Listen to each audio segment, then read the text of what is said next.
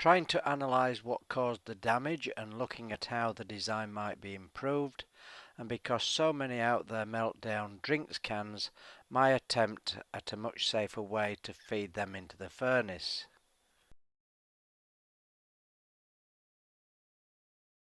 Hello and welcome, Alan Plum here again with a little more from Shed Engineering. Now it's a shame about the damage on the last firing. Probably my own fault in actual fact. I had the blower on for far too long. Although my idea of an even airflow up through the fire grate obviously fell apart and needs a serious rethink. So let me try and explain. Now, compared to most backyard furnaces out there, I think my shoestring budget approach has led to quite a radical design. And I suppose with a radical design, then design flaws are only going to be expected. But honestly, a blind man on a galloping horse could have seen this one coming. Now I say radical because with most furnaces, the heat just shoots straight up and out. Let me show you. There's loads of brilliant chaps out there. Grant Thompson, Iger 30, Kevin Brent, Ben Bills, Look Gen 1001, Rich Ray, there's Gopher King Science, Dict Productions, Longbow, there's loads of them.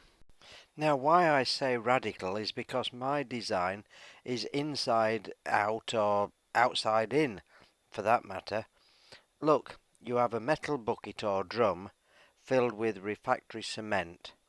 The heat is just shooting straight up past the crucible. With my furnace, the thermalite blocks or refractory material is on the outside. The metal liner in green is actually on the inside. And instead of a single blowhole, I'm using a fire grate. So there's a huge difference. Okay, this chap looks though he's doing melting a cylinder head, so he hasn't got the lid down, but it's still a metal drum with a refractory material, and the heat is shooting up past the crucible and out through the exhaust. I think this is the same again, metal drum with refractory material, but again a lot of the heat is just shooting straight up and out. This chap is using some kind of refractory blanket, so that is a little bit different. Here again you've got a metal drum with refractory cement on the inside, a single blowhole, and again a lot of the heat is just shooting straight up past the crucible.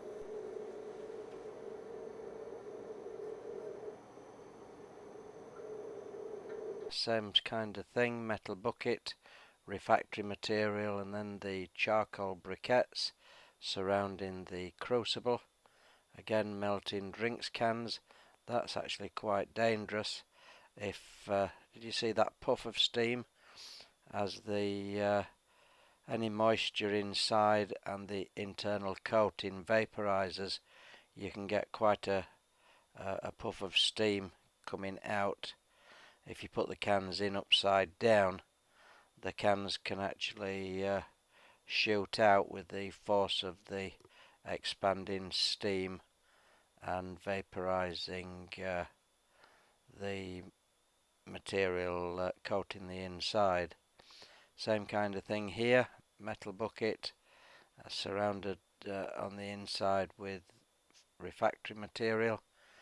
I think he's just had a disaster. The crucible has completely failed and the aluminium has gone into the furnace. This is just a pile of bricks, but again the heat is just coming straight up and out. This chap's also melting drinks cans. Any moisture trapped in a squashed can like that can quite easily explode. Here again the same kind of thing, metal drum, refractory material, and I said the heat is just coming straight up past the crucible and out through the exhaust. So you can see why I'm saying that my furnace is built almost outside in. The thermalite blocks, which have got good thermal qualities, are on the outside, and the metal liner is on the inside. Now the whole idea behind the concept was to have some insulation. Well, the cheapest insulation I know is air, and so the idea was to have this air gap between the liner and the blocks, and that would obviously give the blocks some kind of protection. If I was building it again, I would make this air gap much bigger. The fins, I think you can safely say that they're working. They're making the hot gases and heat spiral around the crucible.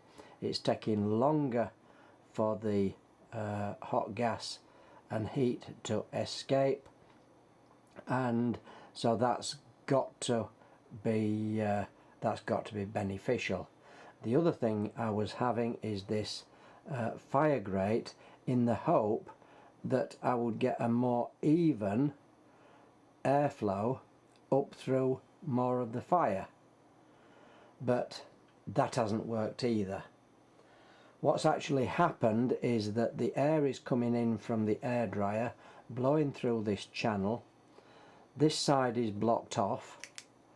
I put a brick or block in there, and I scalloped this away in the hope that the air would blow up through the fire grate. Well, it did to a certain extent, but like I said, a blind man on a galloping horse ought to realise that as the fire burns down, then ash is going to start to build up where the airflow is least, and so I think what's happening is that ash is building up and the airflow is coming across this side, and so as the ash builds up, the greatest airflow is coming up here, and this is why I think we've got a big hot spot in this kind of area, and this is what has burnt away the liner, and because of the close proximity, this air gap not being wide enough, then obviously it's burnt away the blocks as well. So what can we do?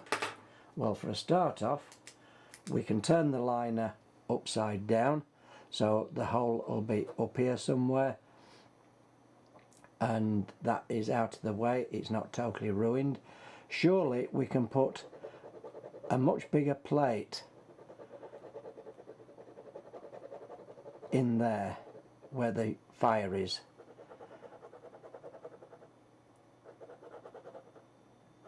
So we can have a much thicker gauge plate in there in case this happens again. And to stop this hot spot happening, let's fill this in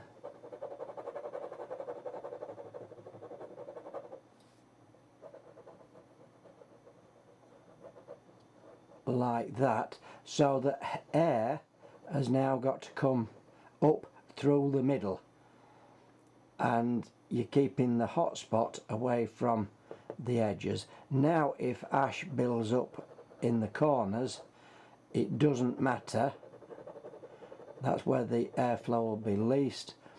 You've still got the heat coming up through the middle, the air coming up through the middle, and the greatest amount of heat will be in the middle, and then it will be circulated around the crucible with the fins. So that's what I'm actually proposing. As I say, if I was starting again, I would make this air gap a lot bigger.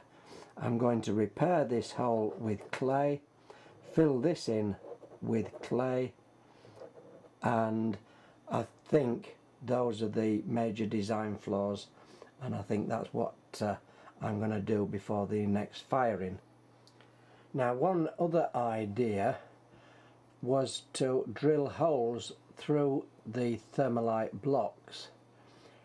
If we get in superheated air in this cavity just here, would it be an idea if we could drill holes through the blocks so that you would actually get an airflow through and up, so you'd be constantly drawing in cooler air, and with the flow of air up through the exhaust, I think, because hot air rises, I'm sure you'd get a flow of air coming up, and you would avoid getting superheated air in the cavity just there. I think this would be far better if I'd thought about it earlier in the build process, is to, rather than have horizontal holes going through the blocks, is to have holes that are actually coming up, and I think that would draw air up a lot easier. You'd get a much better airflow up and through. So you'd have something looking like that, with perhaps 3 holes drilled through each block, allowing air to circulate through and come up between the blocks and the liner. Ideally, to get better airflow, you want something that kind of shape, oval shaped, but I think it would be taking a lot of the structural integrity out of the blocks, and it would be very easy for them to crack from one to another, although it still ought to stay in place. But if I was designing it again and starting from scratch, I think that's something that I would seriously think about. Now, I'm perhaps quite lucky. I do a lot of industrial cleaning, and one of my contracts is cleaning a fabrication shop, and the lads there are absolute diamonds, and let me have this out of the scrap bin, which seemed ideal for making a reinforcing ring for the bottom of the furnace.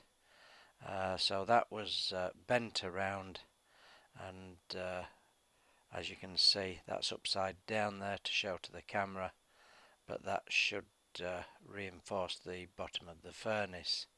I then went to Hobbycraft and got some ceramic clay, and that's what I used to reshape the bottom of the furnace to direct the air up through the centre and to repair the damaged blocks.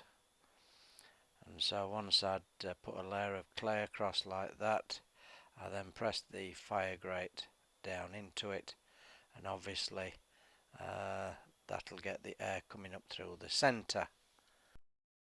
Now, I know a lot of you out there with backyard furnaces melt down soda or drinks cans. So on one of my other contracts, I decided to see how many cans were being thrown away, and in one day I collected 57. Now, as you know, you have to be careful putting them into the furnace, because any moisture or internal coating can instantly vaporize, and I've even heard it mentioned that upside down cans may even blow out of the crucible. So I thought, is there a better and safer way to feed cans into a furnace? So I came up with this very simple to build can feeder. This is just a piece of stainless steel pipe, and that's going to be the preheating tube, and I had half a block left over from the furnace build, and so I've just fastened it to that thermalite block with a couple of wire straps, and the wire is like fencing wire, and so as you can see I've just wrapped the wire around, twisted it to hold the preheating tube in place. A bit of cement allowed it to bed in without it wobbling backwards and forwards, although I think that that I've put on the outside will probably crack away quite easily. So the idea is that that preheating tube is fastened to the block, and that drops down into the furnace, and obviously that'll get very hot, and as the cans drop down they will be preheated before dropping into the crucible.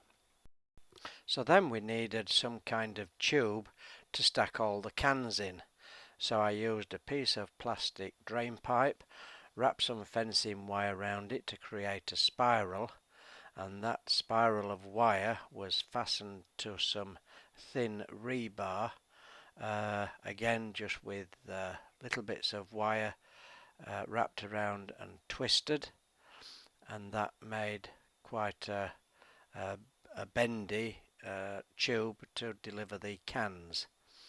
That now needed fitting to the preheater tube, and so just a couple of cuts in the tube, and that was pushed in, and as you can see that makes a very simple fixing for the thin rebar to slide down and be fastened. Now it needs to swing out of the way, so it also twists out of the way, or it comes directly over the preheating tube so that the cans can drop down. And as you can see, all the cans drop down inside the spiral tube, feed into the preheater, and then drop down into the crucible. Just one glaringly obvious design fault. I'm quite vertically challenged, and I can't reach the top to put the cans in. Oh, I'm sorry, you've got to laugh. But now instead of burning your hands by feeding them in one by one, you climb to the top of the ladder and you break your neck. You break your neck as you fall off. Come on, Al, pull yourself together for goodness sake and show some video. Oh dear, this health and safety malarkey is such fun. The only furnace where you break your neck falling from a 6-foot step ladder. So there we have the reinforcement in the bottom, and as you can see we've got air coming up more centrally through the bottom of the grate. It's been left for 4 or 5 days for the clay to hopefully dry out, and I've just had a small fire burning for several hours just to hopefully finally dry it out. So we fire it up with a few sticks and probably, I don't know, a dozen or 15 briquettes, and get the fire going again.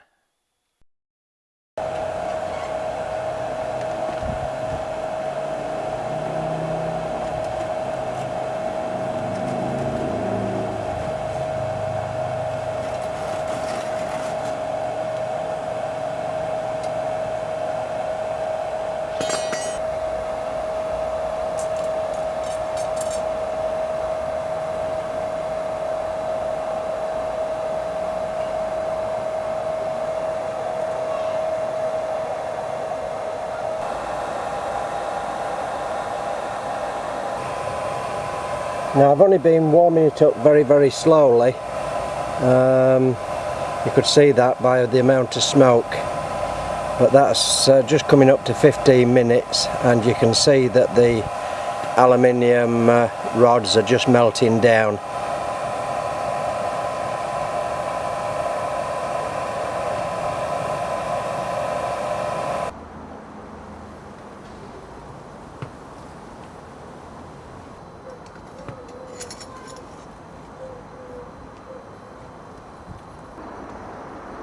Right, the fan has been off for a good few minutes.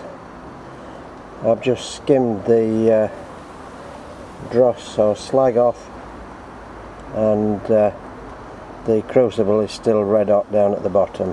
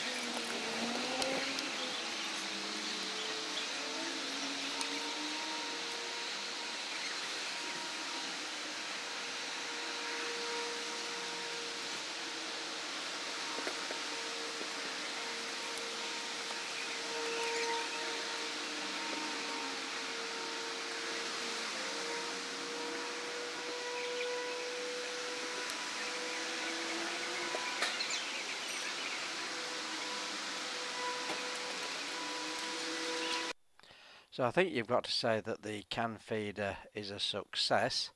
I'm not sure whether it's actually any quicker because you're still feeding the cans into the tube one at a time. But what I think is more important is that it's inherently a lot safer. Any moisture that's vaporizing out of the cans is happening well down in the crucible, and with the weight of the cans on top, nothing's going to fly out, and obviously stood in that position, even if there was a slight explosion, I think you're well out of the way and well protected compared to feeding them in by hand. So we've been going well over, well, not well over, about an hour. So I'm just going to push these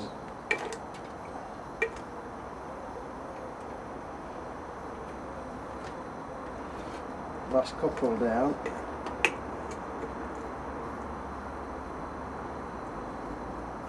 And we'll have a look. The idea was that this will swing out of the way so that you can see down into the furnace. So the idea was that you can still drop cans in and feed it.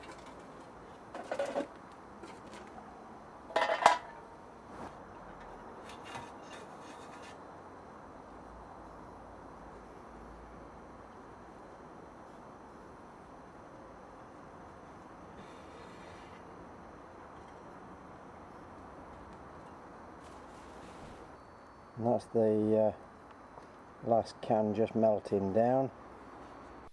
Now you do get a lot of slag from all the impurities, and it's still quite labour intensive.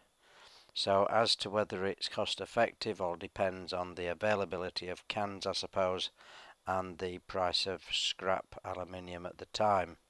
I will personally use scrap aluminium as I have done in other videos. This was just an experiment and my contribution of an idea to the hobby in general. So after scraping the slag off and refueling, we set up and melted a few more cans down. Now, one thing I have been very lax on is personal protection when dealing with molten metal. So I took time out, and with some old leather I made myself an apron, and then onto an old shirt I also attached leather down the arms, so I'm pretty well protected from any splashes or mishaps. Perhaps I should consider gaiters to protect my ankles as well, but I'm concerned that clothing like that could be restrictive and actually cause an accident. Now, filming went to pot here a little bit. I was using the little remote, and when it was supposed to be on, it was off, and when it was supposed to be off, it was actually recording, etc., etc. But we ended up with 3 good-sized ingots, approximately 3.5, 3 3/4 kilos or thereabouts. So that more or less concludes the furnace build. I think the alterations I made should be a big improvement, and let's face it, even if the blocks do deteriorate in any way, I'm sure I could carve an inch or so of them away and actually reline the furnace with fire cement. But as you saw in the last video, I was able to get a good quantity of molten aluminium and take my time over a nice controlled pour to make the ingots, so that's ideal for doing some large castings. I'm sure we can manage that, and so we can now start thinking about making the molds and doing the patterns. So that will be next. So I hope you found something of interest. Remember, if you subscribe and want notifications of new videos, you need to click the little cogwheel next to the subscribe banner. Many thanks for all your support and comments, and as always, many thanks for watching.